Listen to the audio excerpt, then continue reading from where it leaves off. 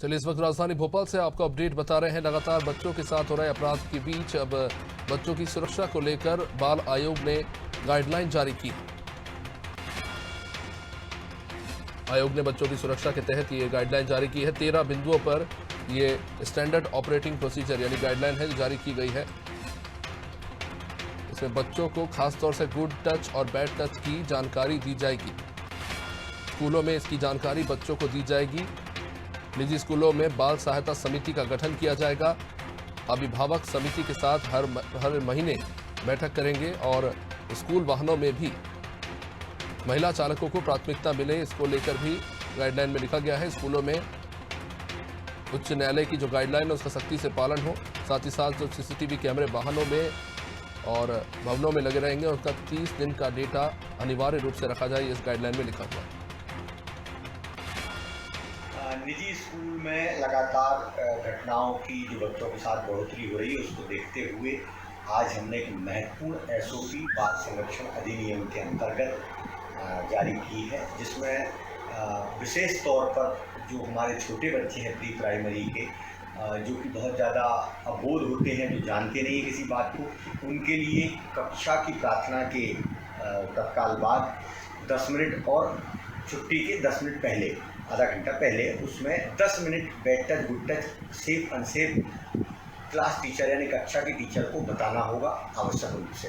एक प्रमुख बात ये है। दूसरी बात ये कि एक कमेटी का हमने गठन किया है जिसमें अभिभावकों को अपनी बात रखने का प्रभावी तौर से मौका मिले, उसके लिए बाल सहायता एवं सुझाव कमेटी इसे नाम दिया है। और उसमें हमने सरकार के 3 प्रतिनिधियों को भी जोड़ा है। एक तो ब्लॉक स्तर के महिला बाल विकास अधिकारी, एक ब्लॉक स्तर का बीआरसी यानी शिक्षा अधिकारी, और दूसरा है बाल कल्याण पुलिस अधिकारी यानी पुलिस को भी हमने जोड़ा है। ये तीनों को हमने उसमें जोड़ा है, जो महत्वपूर्ण बात है।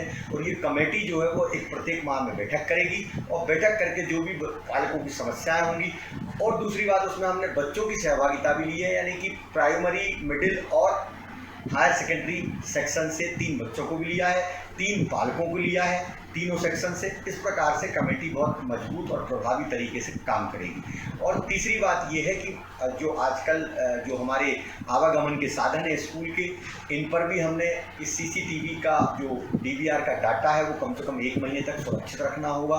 ये महत्वपूर्ण बात है।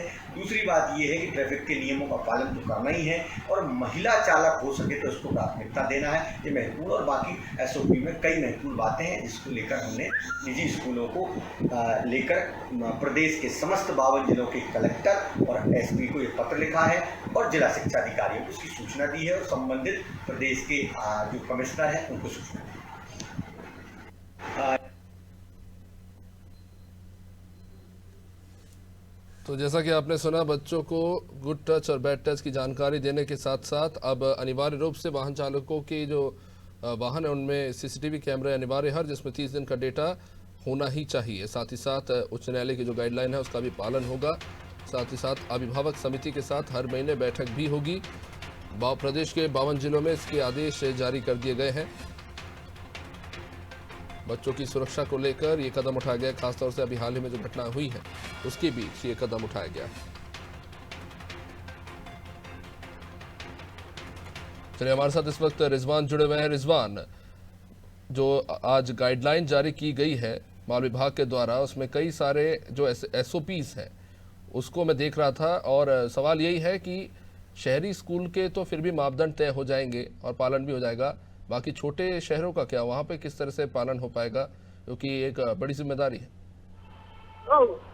देखिए अभिषेक, जो स्कूल के बच्चे हैं उनको लेकर जो है बाल आयोग ने ऐसे को जारी किया है आदेश भी है, जिस तरीके से बच्चों की सुरक्षा को लेकर कड़ी जो है बात इसमें की गई है। कि हम बता देंगे जैसे हाल ही में जो है बिरलाबाग स्कूल में किस तरीके से मासूम बच्ची के साथ जो है दुष्कर्म की वारदात हुई है, और उसके जो जिस तरीके से उसके साथ जो है वारदात हुई है उसको लेकर जो है अब बाल आयोग जो है लगातार जो है एक्टिव मोड पर है, और एक बार फिर जो है निर्देश जारी किए हैं। उनका कहना है जो सीसीटीवी कैमरे हैं, जो बसों में कैमरे हैं, स्कूल में कैमरे हैं, उनका जो है डाटा जो है 30 दिन तक रखा जाए, और जो गुड टच जो बेड टच की जो बात है वो स्कूलों में एक छुट्टी से 10 मिनट पहले और जो असेंबली होती है उससे 10 मिनट पहले एक वो रखा जाए कि बच्चों को जो है गुड टच और बेड टच के बारे में बताया जाए। और जो भी जो टीचर्स हैं, जो फैकल्टी हैं, उनके जो बैठक हो, हर महीने में एक बार बैठक हो, उसका जो डाटा है वो जिला शिक्षा अधिकारी और वाई आयोग को सौंपा जाए ताकि उसमें जो कमी हो वो पूरी की जा सके। हालांकि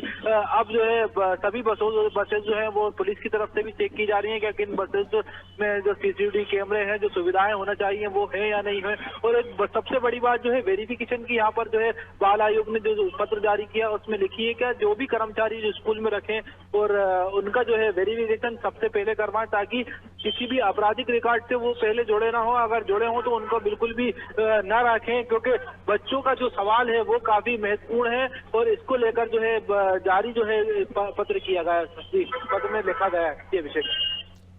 शुक्रिया रिजवान।